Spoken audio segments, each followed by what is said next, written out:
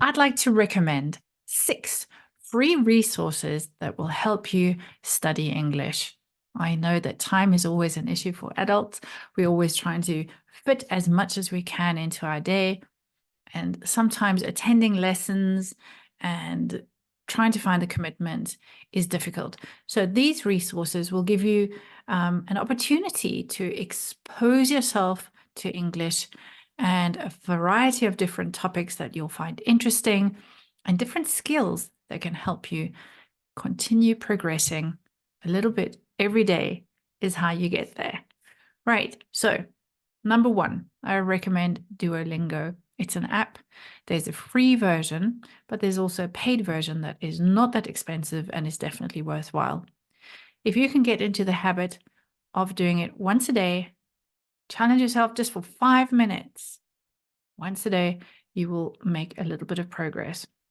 It has high repetition, and I do recommend this for beginner level, but you can also use it as you reach higher levels, but you might need to just jump ahead a little bit. So that's Duolingo. It's an app. Next, I will say have a look at the British Council websites. You've got British Council Teen, and British Council for Adults. Now, I use the teen one often when I teach. It has a really great resource of grammar, and I don't like learning grammar. I don't like teaching grammar, and so I find it quite useful because it's bite-sized. In fact, it calls it bite-sized. It demonstrates the grammar concept and gives you a dialogue so you can read, and gives you some exercises so you can check your understanding. All of their stuff is graded, so you will know if you're doing A1, which is beginner, A2 is a step up. You start at A1, A2, B1, B2, C1, C2. So you can use that grading system to encourage yourself, like, now that I can do grade 1, let me try for grade 2. So you can use the content. It focuses on reading and listening as being more sort of passive, and then speaking and writing. So use those resources. I think they're okay. Also, they have a lot of regional accents included that I think also helps you to get your ear into all the many variants of English you might be hearing.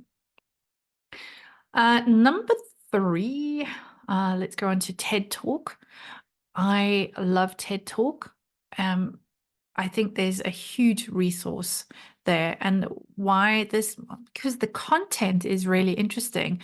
You might not understand everything if it's a complex kind of talk, but you will still understand, say, 50% and still start learning vocabulary and how people actually use English. Plus, it could be on a topic that actually interests you. And this is ideal. You can just listen like a podcast and use it during your commute time. Make those times where you're doing mundane stuff a little bit more valuable and squeeze in a bit of listening time. If you can't fit in that time, and if it's that English is a little bit too hard, TED Ed, ED, so TED Educational, has some shorter, like 5-minute videos, again, on many, many different topics. They tend to be focused on educational, so like more like kids level, but not little kids. I use it with teenagers, and I think you can still find interesting, challenging things, but they're bite size. And the other thing, they have additional resources like lesson plans and discussion topics. And that's good so that you can watch the video and then use those to check, did I understand? Can I answer these? And challenge yourself a little bit further. So do your own lesson plan. Do your own like sort of challenging of yourself in that sense. Next, Trinity College of London and Cambridge both offer exams that check your proficiency in English. But both those websites have tons of free resources, and I mean tons, including books that they recommend, ideas, lesson plans. I think just go in there and use that stuff.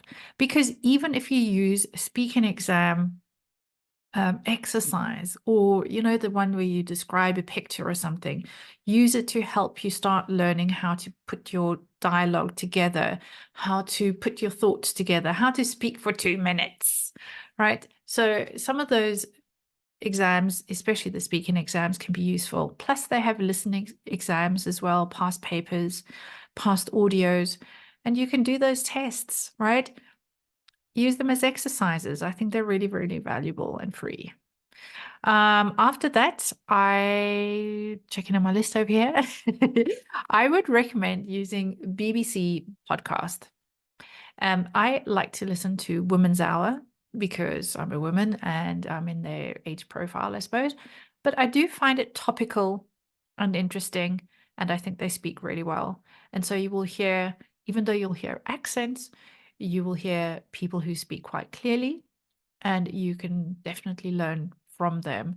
You will also update your knowledge of current affairs. So it's killing two birds with one stone, right? You're going to learn a little bit about what's going on in the world and vocabulary and use of English. And my final recommendation is one that most people wouldn't think of using, is a website called linguapress.com. And I use this one to help my students who really want to practice and start improving their intonation. So intonation is the rise and fall of your voice, and phrasing and use of pause. So that website basically has some written articles, and some of them have audios, and they're intermediate or advanced level. Pick one with an audio, hopefully not the AI, because I don't think that sounds real at all. And then listen and copy. It's very BBC standard English, and it's read nice and clearly and slowly. It's not exciting, but it's going to help you hear the rise and fall and the phrasing up of the voice, right? And so I think that is a very useful website. So there we go. Let me just run through that list again, because I didn't say them in the order I planned to do it. So Duolingo, good for beginners, high repetition. TED Talks, longer but challenging. TED Ed, if you need something shorter and a few sort of like lesson plan type things to help you, proactively do your own work. British Council, the teen grammar website, excellent, but the accents and stuff and the audios are quite good to listen to. And they have self-assessment because of the exercises that they include. Cambridge and Trinity College of London for all their exam practice, tons of free resources. BBC podcasts, something to listen to while you're busy doing stuff.